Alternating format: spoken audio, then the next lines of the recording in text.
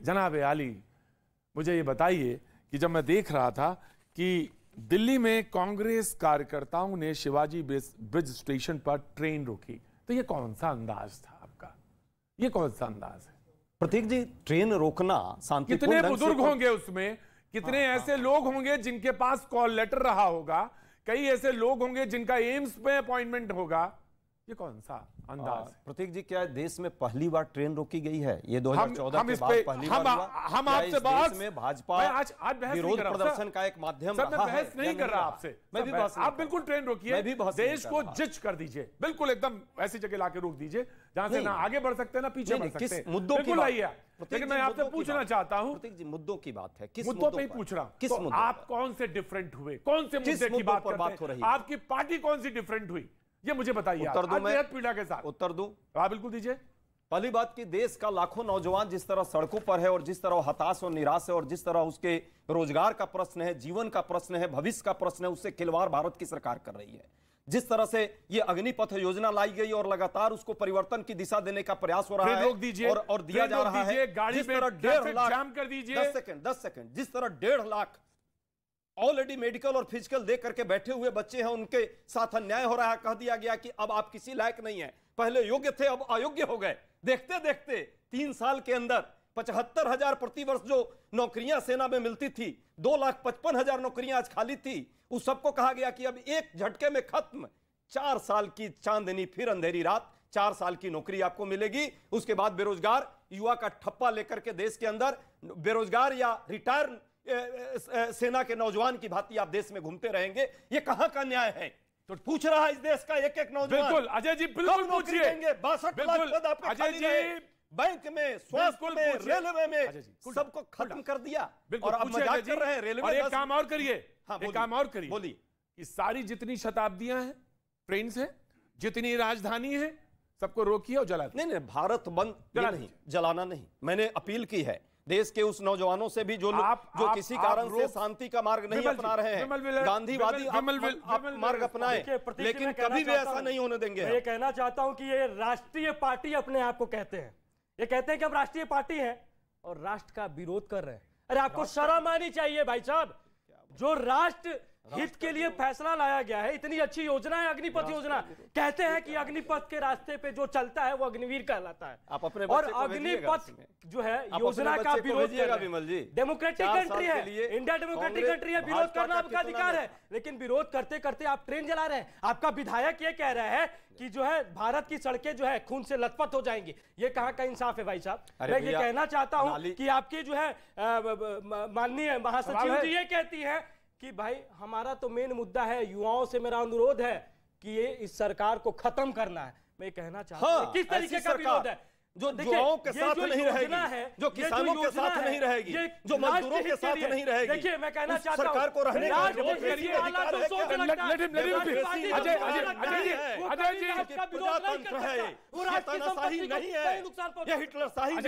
है। अजय, हिटलर शाही शब्द पे आज नहीं बोला गया है और आपने अपने को अलग किया है इस देश में। लोकतंत्र की लड़ाई है। एक मिनट, मैं विमल को फिर से चांस दे रहा हूं। आपने हिटलर शब्द का आपने भी इस्तेमाल किया और आज भी किसी आपके बड़े नेता ने भी इस्तेमाल कर दिया। उसकी खंडन कांग्रेस ने किया है, खंडन करते हैं। प्रधानमंत्री जी पर कोई शब्द बोलेगा कांग्रेस पार्टी खंडन करेगी। लेकिन इस देश में रह चुके हैं और उनका बयान आप देख रहे हैं नाली का कीड़ा कौन कहता है? एक संवैधानिक पद पर रहा हुआ आदमी और इस तरीके का बयान दे रहा है। गर्लफ्रेंड की बात कौन करता है? बात बताइए, निकालने की बात कौन करता है? आपने एक बार भी कांग्रेस के एक बार भी ऑथेंटिक चीजों से नहीं देखा बोला गया है। आपका विधायक क्या कहता है कि सबके खून पे लथपथ हो जाएंगे? यही तो चीजें हैं बवाल कराने का, यही तो चीजें हैं ट्रेन फूकने का। सच्चाई स्वीकारिए नौजवानों के साथ। सच्चाई तो आप स्वीकारिए। आप लोग जा रहे हैं उनको समझाने, ये लोग कह रहे हैं ना कि समझाएंगे, हम भी समझाना चाहते हैं। और आप इस तरीके से समझाएंगे? अजय जी आप समझाते हैं कि नहीं, यदि मुझे समझा दे लेके चले जाते हैं। प्रतीक जी मुझे समझा दें कि 4 साल के बदले 5 साल में ग्रेजुएटी मिलती है नौजवानों को जो शॉर्ट सर्विस में रहते हैं। 4 साल ही क्यों, 5 साल ही कर देते कम से कम। दूसरी बात, बस इतना ही समझा दीजिएगा, यदि ये बहुत अच्छा है योजना तो सभी लोग अपने बच्चे को पहले भेजे ना, जो सेना में है, भाजपा में है। और सेना की 10 सेकंड तीसरा क्वेश्चन ले लीजिए उसके बाद। और बीके सिंह साहब जो है सबसे ज्यादा ज्ञान दे रहे हैं। 6 महीना की नौकरी के लिए सुप्रीम कोर्ट गए थे 58 साल की नौकरी के बाद। और कह रहे हैं कि 4 साल की नौकरी अच्छी है।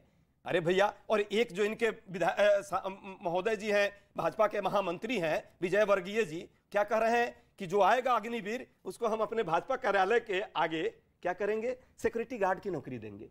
अरे भैया मुझे बताइए, देश के नौजवानों के साथ मजाक आपने विजय वर्गीय जी का आपको अच्छा लग रहा है? आपने विजय वर्गीय जी का, मुझे बताइए विजय वर्गीय राज्य मंत्री कहता है कि स्वीपर की नौकरी करेगा। ये प्रोग्राम पूरा आपका नहीं है। नहीं, मेरा नहीं है, आपका प्रोग्राम है। देश के मैं ये जानना, लेट मी आंसर देश का लोग 10 मिनट और चाहूंगा, 10 मिनट इनको और बुलवा लीजिए, लेकिन कहिएगा कि बीच में ना चल रहा है। Thank you.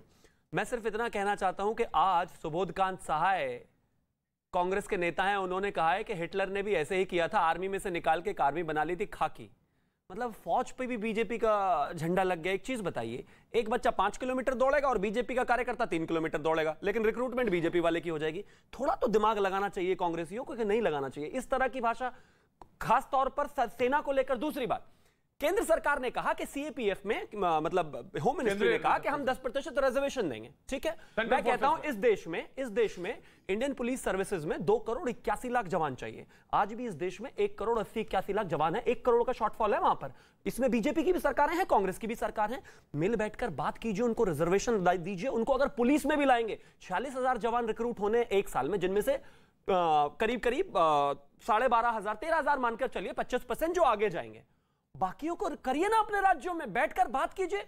सड़कों पर आग लगा देंगे, ट्रेन में आग लगा देंगे। एक चीज बताइए, लगा दीजिए ट्रेन में आग।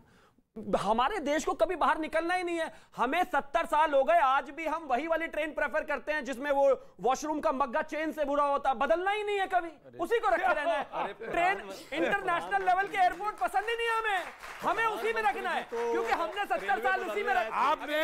मैंने कहा था इनको 10 मिनट एक्स्ट्रा दे दीजिए, लेकिन बीच में ना बोले। बेचैनी देख रहे हैं आप इनकी। स्टॉप बोले भैया, आपका बुलेट ट्रेन पर चढ़े कि नहीं? आग लगा दोगे। 8 साल हो गए, बुलेट ट्रेन मिली है इनको। 8 साल में बुलेट ट्रेन मिली हो तो आप जब बोल रहे थे, मैं मुझे बहुत अच्छी बात कही आपने। शालीनता से सुना इनको, मैं बोल रहा हूं अपने टाइम में जब ये बोल रहे थे ऐसे चुप था जैसे मैंने सुना ही नहीं। बता दीजिए जरा, ट्रेन को पूरा बदलने आए थे, अच्छा करने आए थे। 8 साल क्यों नहीं कर सकते? 8 साल अरे आवाज इनसे बेहतर है, इस बात को जनता बता देगी, लेकिन समझ में नहीं आएगा।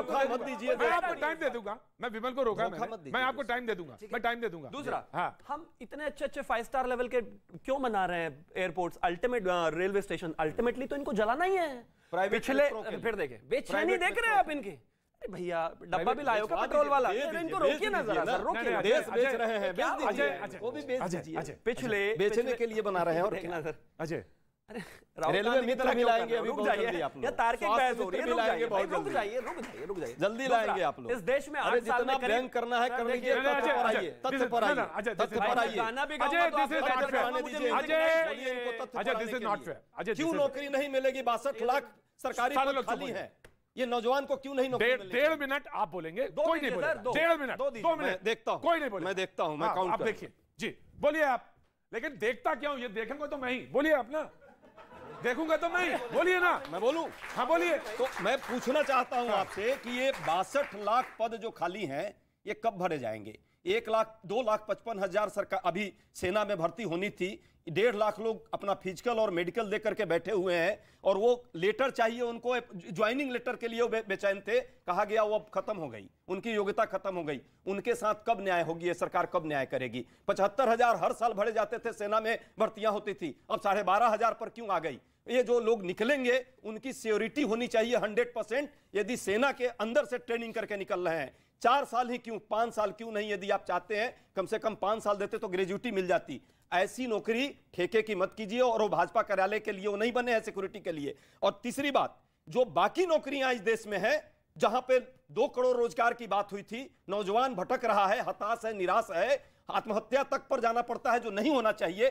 23,000 आत्महत्याएं पिछले 3 साल में नौजवानों ने की, चूंकि उसके पास रोजी रोजगार नहीं है। क्यों नहीं मिलना चाहिए? इस पर प्रश्न करना क्या अपराध है? अपराध है तो मैं अपराधी हूं। महंगाई और बेरोजगारी से देश त्रस्त है, यदि ये इस पर प्रश्न करना, सरकार से पूछना अपराध है तो मैं अपराधी हूं। और ये बात की जाएगी, भारत बंद भी किया जाएगा शांतिपूर्ण ढंग से। सत्याग्रह हमारा जारी है, वो सत्याग्रह देश के हित में जारी रहेगा। गांधी जी ने भी सत्याग्रह करके देश को आजाद कराया था, और इन लोगों ने जिस तरह से झूठ का बाजार पूरे देश में फैला रखा है, उस पर भी सत्याग्रह होगा। नौजवानों के लिए, किसानों के लिए, मजदूरों के लिए जब भी प्रजातंत्र में आवाज उठाई जाती है तो ये लोग तानाशाही में आकर के देश को कहीं ना कहीं बदनाम करते हैं या उन्हें राष्ट्रद्रोही कहते हैं। यह सही है? आप बताइए, क्या ये जो नौजवान आज अपनी अधिकार की मांग करे तो राष्ट्रद्रोही हो जाएगा? मैं इसका जवाब देना चाहूंगा। ये सत्याग्रह